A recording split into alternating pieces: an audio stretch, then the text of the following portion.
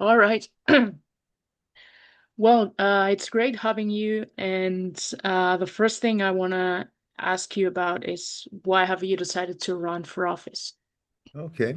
Yes. The reason why I decided to run is because I didn't see any of the politicians in the race, the so-called front runners, actually addressing the needs of Californians or addressing their concerns. They're more or Yeah, less talking at the people rather than listening to the people. And for yeah, that reason, I needed to be in the race because those people need to be heard, particularly the marginalized communities, whether you're yeah, talking about women, the LGBTQ plus community, working families, uh, ethnic minorities, blacks and browns, and all the people that have been ignored. And we see that they're the ones suffering the most from yeah, the economy, from the housing crisis. Young people can't afford a home. I have two sons who are attorneys, and neither one of them can afford a home. So that's a concern. yeah, I can certainly relate to the young people in the state of California. In fact, my background is education. I've been a teacher, principal at all levels, preschool, elementary, middle, high school, and adult great. school, and uh, currently school board trustee. And I also mentor administrators. I give back. I had good administrators when I was good mentors when I was starting out, and so I'm giving back Yeah, there. yeah, And so I'm working in the community. I'm working with young people. I'm working with working families on a regular basis. And I hear their concerns, and they're telling me that nobody's listening to them. And so that's why I'm in the race, to give them a voice. all right. That's great. Well, what are the issues that you want to prioritize? Well, certainly, housing is a certain important issue Yeah, that's going on. A- Affordability. Most people can't afford a house.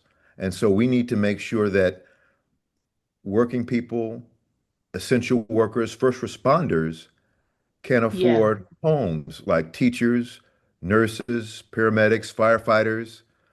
These are people that we need in our community.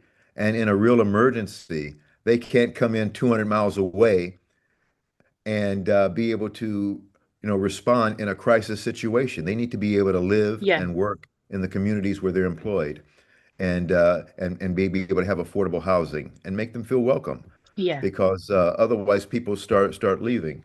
Um, I'll touch more on that later. Education, certainly. We need a new funding formula to yeah, address the needs of our students. Right now, the funding formula in California is based on average daily attendance, ADA, meaning that if you have students in the seats, you get more money, more students. yeah, Less students, yeah, you get less money. I mean, that worked well in California in the 60s and early 70s when our population was growing. But under these circumstances where we have a declining enrollment because of housing costs, the job market, ICE, keeping kids out yeah, of school, people are afraid to come to school. And so enrollment is declining. And so we need a different formula because it costs just as much to pay the teacher, pay the custodian, keep the lights on, whether you have 30 kids in the room or 24 students in the room. So we need to make those adjustments to meet the needs of kids. And yeah, then also ICE itself, I mentioned that. Uh, we need a penal code adjustment, an amendment to 207. I have that on my website, basically stating that if you are masked or unmasked, you have no badge, no identification, no warrant signed by a judge, you're in an unmarked vehicle, and you're trying to move people from place to place, you are a kidnapper. yeah, And law enforcement should have the duty to protect citizens, all residents, against kidnappers. And everybody has the legal, lawful, and human right to safely evade and elude kidnappers by any means necessary. Because yeah, we've seen what they've done on our streets in Minnesota, for example. Uh, yeah, it's not just an immigration issue, it's a public safety issue. And the sad thing is we have copycat people, people who aren't even associated with ICE, criminals, basically harassing women, and elderly people and robbing them. And we certainly can't have that. So you need to be identified. And there's Yeah. no federal police. You have Like FBI, vigilante CIA. groups, Pardon? like vigilante groups and things like Yes, that. Do yes, you? yeah, yeah. Well, they're acting like vigilante groups. Yeah. They're the ICE people, but uh, but they need to be held accountable for what Yeah. they do, and our citizens need to be protected. People can't be afraid to go to work, go to school, and they should feel safe in their community, in their own homes. Yeah. And we should not live under terror. And we need to Yeah. change that system. And we need to make sure these people are not harassing, intimidating people who are contributing in our community, law-abiding citizens, Yeah. law-abiding residents who are going to work, want to send their kids to school. They should not have fear or live in fear. Yeah. And and also uh, climate. I was at an Earth Day event on April 22nd in Yeah. downtown San Jose. And, we need to look at our energy and we need to really uh, have solutions for problems. Right now in San Francisco, they're raising water rates 23%. Uh, Yeah. it's incredible what's going on. Um, and with the war in Iran, gas prices are through the roof. We need a war-proof energy plan. Focus on some electricity, but mostly wind, geothermal, and solar, Yeah. and invest more in solar-powered cars. We have them already. They're going maybe 15, 20 miles an hour, but we can get them up to speed. And then when these wars break out, we don't have to worry about our energy costs being, skyrocketing for Yeah. everybody. The sun is free. Let's use it. And Yeah. and and we need alternatives. And let's not be fooled. Trump and billionaires and others are making money on these high gas prices. They're making money. Yeah. So they're not suffering. The people that are suffering are the working people, the working families, the first responders, the essential workers, the average everyday person who goes to work, takes care of his kids. They're the people that are suffering because of this. And we need to Yeah. change that. We need to have an alternative that works for everybody. Yeah. All right. And yeah, yeah, yeah. No, sorry. So If you were gonna say something, just yeah, go yeah. on.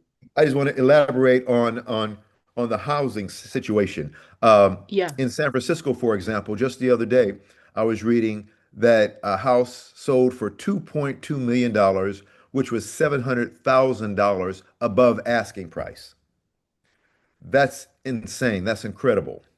And Yeah. what's happening is there's a lot of foreign money, out-of-state money coming in, paying all cash and Yeah. buying up these houses. And in many cases, they're not even living in the houses because they don't want to, because they're overseas or they're out of state, Yeah. and they're buying up these houses. They don't want to be landlords, so no one's living in them. They're just purchasing for the investment. And so one Yeah. of my platforms is, if you don't live or work in California, you don't need a house, and that's Yeah. basic and fundamental. And that in and of itself will lower housing cost because there'll be less competition for those houses. And Yeah. while we do need to build more houses in California, no doubt about it, by the time you go through the red tape, and I will certainly do my best as governor to cut red tape and building, you're still talking maybe 3.5 years out before people actually have houses to live in or Yeah. places to stay. So by this measure of making sure we keep foreign money out of our state, that will have an immediate impact on the housing market and will keep housing prices down so you won't have people outbidding Californians by paying 700,000 over asking. Yeah. Yeah. That's totally unfair. Yeah, yeah, it certainly is. And we also need to think about housing on college campuses. Students need a place to Yeah. live. Many students are living in their cars or couch surfing, staying at friends' places where they don't know Yeah. where they may be from place to place. So we need to have affordable housing on our college campuses as well. It's hard enough going to school, studying, and sometimes and many Yeah. students also work jobs also.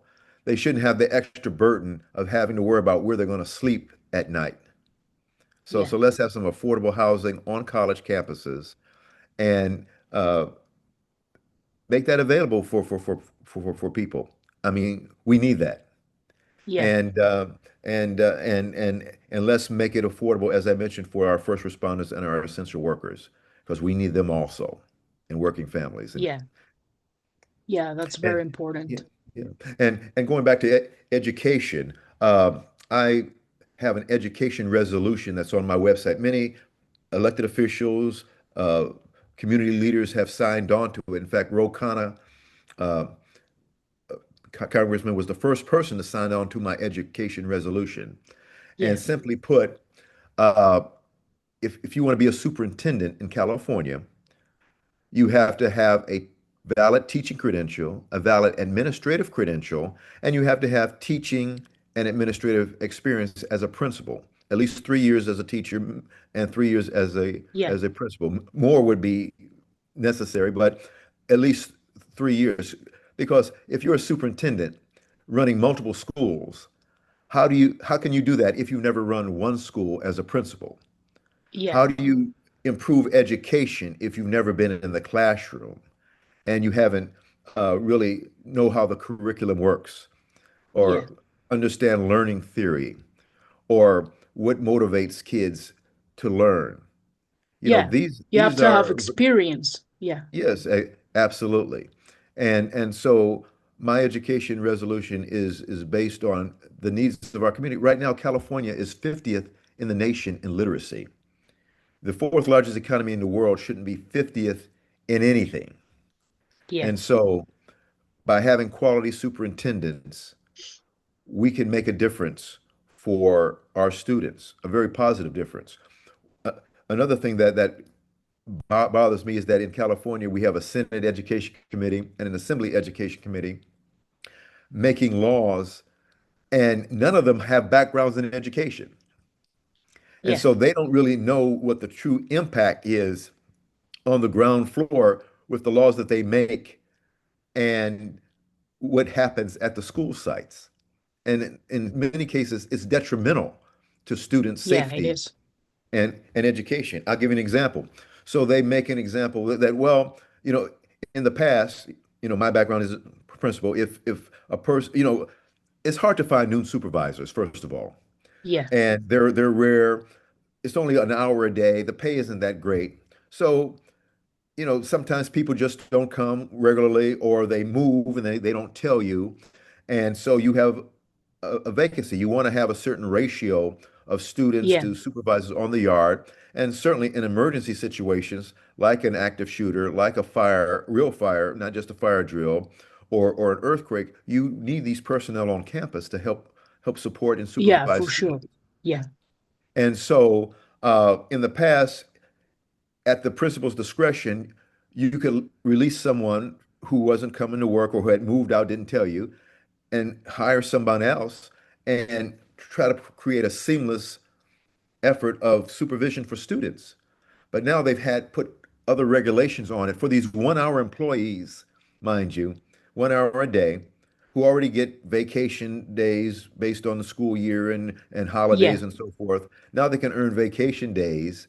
Now they now you have to go through a whole process of administrative paperwork and board approval before you can hire someone new, before you can release them and hire someone new. So in the meantime, it could be up to a month for this process to take Yeah. place. It's a Students are lot of unsupervised. bureaucracy.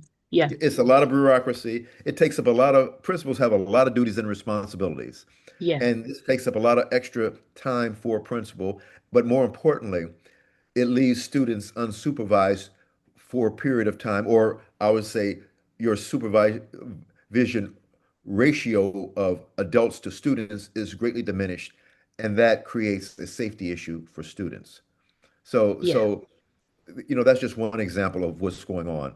So we need people who actually know what's going on in schools to really be making these type of decisions Yeah, at the sure. school level. Yes, and uh, in terms of education, free community college for everybody, for all. And in fact, we had free community college in California in the 60s and 70s and early 80s, and we can do that again. And Yeah. there's no reason why we shouldn't. Uh, we need the infrastructure. And by the way, and we also need to focus on career technical education, such as pipe fitters, electricians, carpenters, plumbers. These are Yeah. good paying jobs that can't be shipped overseas and AI can't take away. So we Yeah, need to that's right. focus on that and making sure that people can have a living wage and be able to support their families so they don't move out of state and, and somewhere else. You know, we need to keep these people Yeah. in our state. And and when I talk about free community college or lowering housing costs, people say, well, how is this going to be paid for? Well, California gives $83 billion to the federal government that we don't get back. Actually, with all the government holding back like healthcare funds and SNAP funds, it's more like $100 billion annually that they're going to be holding back. Yeah. We can pay for things ourselves. The Trump administration says, well, they want to pay for wars and we have to figure out how to pay for healthcare and daycare and all that. Okay, California, we can do that. We're not Yeah. a debtor state like Arkansas, where every dollar they give, they get $3 back. We are a donor state, so we can hold back some of our federal dollars to lower housing costs, to pay Yeah. for SNAP, food for kids, to pay for health care, and we and make housing more affordable for everybody. We can do that, but we have to have the will to do it. And and essential workers, many of them are union people. We can certainly work out a plan for affordable housing. And we did it, in the early 2000s, we had low interest down, rather low interest, zero money down or low money down. Yeah. And it was working for a while till the banks abused it and started giving loans to people who didn't qualify, people who didn't have jobs even, and Yeah. packaging these uh, loans and selling them. And then that's what caused the housing crash. But if you do it properly and you give loans to people who have steady jobs, who have a good credit reference and so forth, and are responsible, low interest and low money down or no money down can work for Yeah. Californians. And that's what people need to be able to get into a home. And we can do that, but there has to be the will to do it. And Yeah. I have the will to do it and to make it happen for California. It happened before.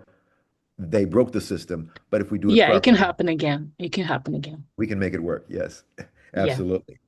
Yeah, and it's interesting. States like North and South Dakota, Alaska, Montana, Wyoming, those five states have 10 senators that consistently vote against our best interests in California. Yet their entire population is only 38% of Los Angeles Yeah. County. Yeah.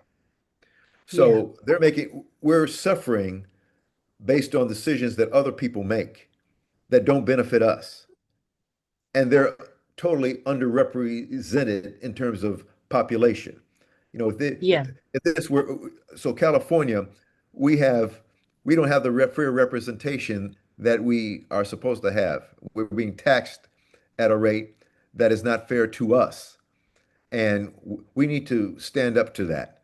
If this were the 1700s, we'd be throwing tea into the bay or to the ocean Yeah. like the Revolutionary War people. Uh, we shouldn't have to stand for that. We are the fourth largest economy in the world, and frankly, the current politicians, they're not using our economic strength, our leverage to make things work for California. And that's Yeah. one of the things that I will do is to say, hey, we're the fourth largest economy in the world. We can dictate what's going on. We don't want Yeah. just a seat at the table. We want to set the table and make things work for our people. And that's currently not happening. And I don't hear Yeah. any of the other politicians talking about this at all. Yeah. I think and in fact, many of the politicians running for governor, they're content with the status quo.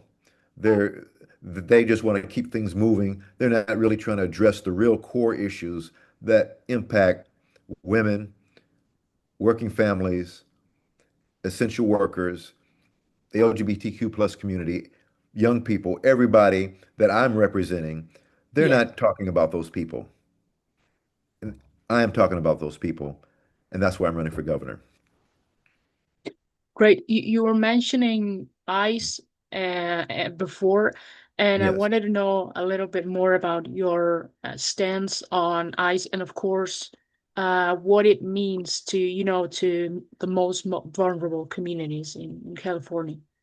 Yes. Well, these people are marauders. I think they're pretty much a lot of the insurrectionists who were pardoned. I think a lot of them are that group of people who are in our communities terrorizing citizens, Yeah. terrorizing immigrants, terrorizing everybody. Nobody feels safe when they're around. I've had in my school district, parents were afraid to come and get their kids to school, so staff had to take them home. We shouldn't have to have that type of situation where people are afraid Yeah. to walk the streets or go to the grocery store or go to the doctor or go to school. We should have safe communities, and people should respect everyone in our laws, not just randomly snatch and grab people off the streets Yeah. and shoot citizens. They've been shooting citizens, uh, law-abiding citizens, and or citizens with their Second Amendment right owning a gun and shooting them and then calling them terrorists. Yeah. That's wrong. And so we need a program in place to protect our people from these marauders. And the mayor of Minnesota was saying, of Minneapolis was saying that, well, he's undermatched. He has only 600 officers against 3,000 ICE agents. Well, we need to work together on this ICE issue. Yeah. If there's a fire, it's not uncommon for firefighters in other states to go support a fire that's gone out of hand in other places. We should do the same with the ICE situation.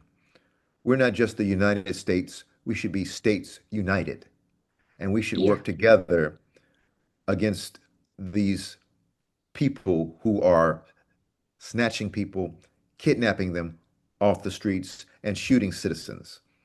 That's wrong. And by the way, we Yeah. should also have a pathway for citizenship for the undocumented in California. That's my one of my platforms to make that happen. Yeah. And I think a fair pathway where they don't have to worry about ICE, employers, particularly small businesses, don't have to worry Yeah. about their establishment being taken over or infiltrated or being fined.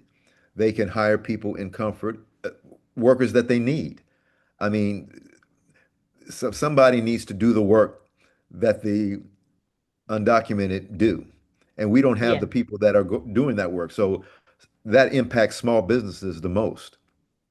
Yeah. And so That's right. we need to make sure that uh, small businesses in California are protected, as well as people who are in our community doing good work and being responsible.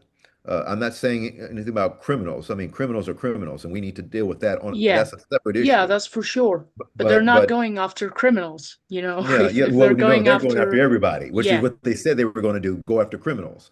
But they're going Yeah. after everybody, and it's really having a negative impact Yeah. on communities, particularly communities of color, and and everybody is impacted by it. Because if you're a student, and even if it's not you, if you see a classmate or the family members of your classmates being impacted, that's going to impact you uh, Yeah. emotionally and so forth.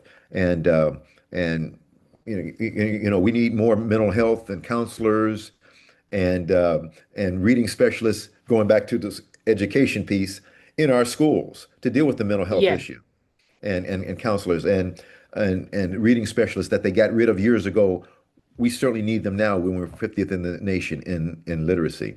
So so Yeah. so we need a comprehensive program where we're dealing with ICE on their level, where we're supporting education and kids, where we have a housing matter where we're making housing affordable for working families, essential workers, first responders, teachers, nurses, firefighters, and and we're making things more affordable, and we're looking at solutions for our energy.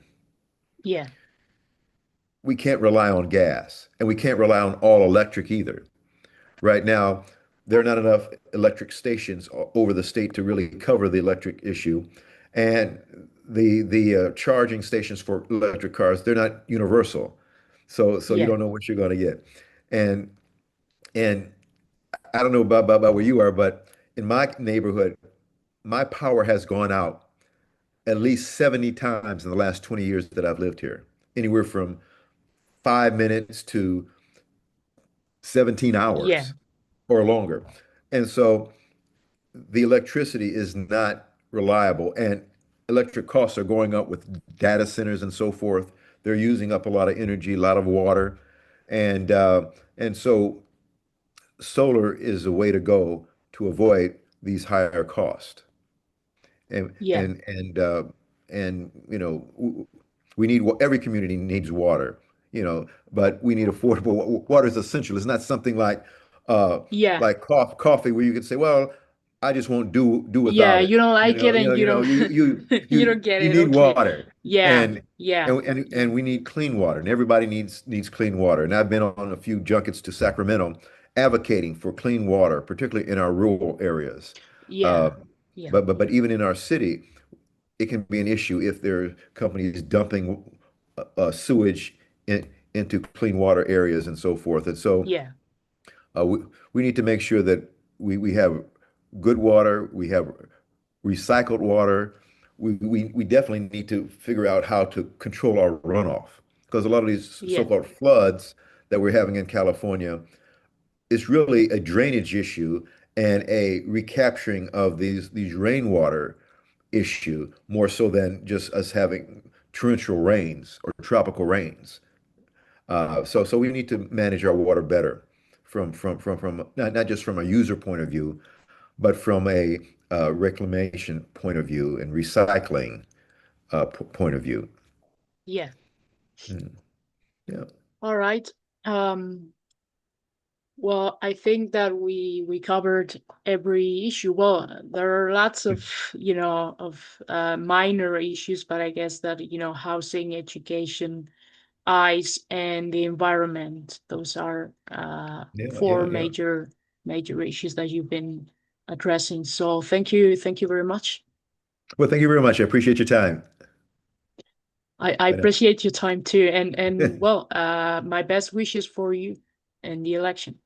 I appreciate it very much. Thank you. Thank you. Take care. You too. Bye now. Bye.